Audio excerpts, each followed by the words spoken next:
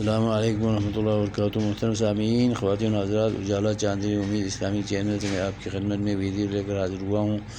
بیان کر رہا تھا کہ اللہ تبارک و تعالیٰ نے قرآن کریم میں جتنے بھی علوم و موضوعات و مضامین بیان فرمائے ہیں انسانوں کی رہنمائی رہبری کے لیے، ان میں سے ایک عنوان یہ بھی ہے کہ قرآن کریم میں اللہ تبارک و تعالیٰ نے جتنے بھی عقائد باطلہ اور مکاتب باطلہ اور ادیان باطلہ کو بیان کیا ہے، جن کے سر فہرست یہودیت اور نصرانیت ہے، اور جو ان کی روش پر ختم رسالت کے منکرین اور باغی اور سرکش لوگ دنیا میں رہ رہے ہیں، تو ان کے عقائد اور ان کے ادیان، ان کے نظریات و خیالات اور ان کی سوچ اور افکار کے باطل ہونے کو قرآن میں جہاں کہیں بھی بیان فرمایا ہے، تو بالاختصار سورہ فاتحہ میں یہود و نصارہ کے حوالے سے مغضوب اور ضالین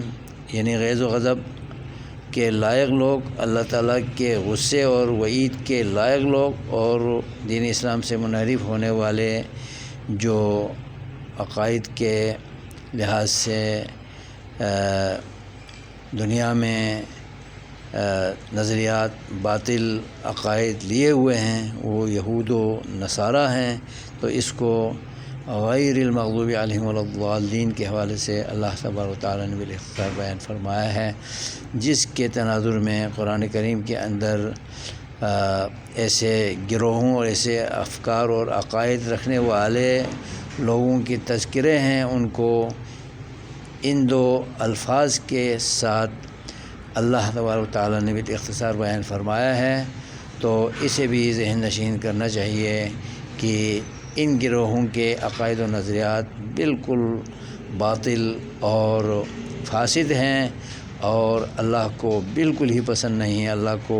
ان الدین عند اللہ الاسلام، صراط مستقیم اسلام ہی ہے جو محمد صلی اللہ علیہ وسلم لے کر آئے ہیں، اسی کی پیروی، اطاعت اور فرمانبرداری لازمی ہے، اور یہی راستہ جنت میں لے جانے والا، جنت کی طرف پہنچانے والا اور نجات دہندہ ہے۔